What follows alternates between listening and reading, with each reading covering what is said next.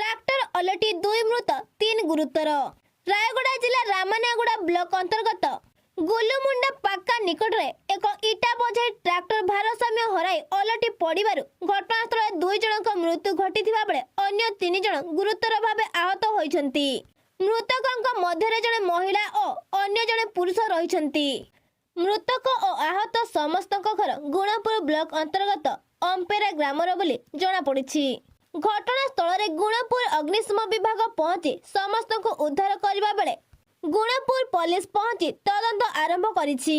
मिलिथिबा सूचना अनुसार ट्रैक्टर नियोजित श्रमिक माने रामानागुड़ा अंचल इटा बोझाई करी गुणपुर अभिमुखे फेरुथिबा बेले गुलुमुंडा पाका निकट में भारसाम्य हराई अलटी पड़िथिला। फल घटनास्थल में जड़े महिला श्रमिक और अन्य जड़े पुरुष श्रमिक मृत्यु घटिथिला। अन्य 3 जन आहत होइथिले।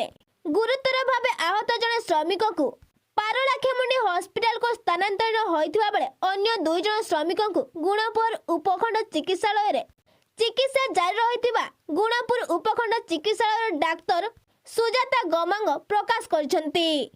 आमर एठी माने गुलुमुंडा पाका बोली गोटे जगह रे ट्रैक्टर एक्सीडेंट हला। एक्सीडेंट रे 5 जन आसिले, 2 जन रिसीव डेथ आउ 3 जन रु 2 जन एडमिशन हेचंदी, जणे पार्लाखनी रेफर हेकी जायछि। आउ सेठी पुलिस जायछि, गुणपुर पुलिस जायछंदी, से माने इन्वेस्टिगेशन करछंदी। जो जन 2 जनकर डेथ हेछि तांकर एमएलसी केस तो तांकर पीएम हबो पुलिस असरला पर।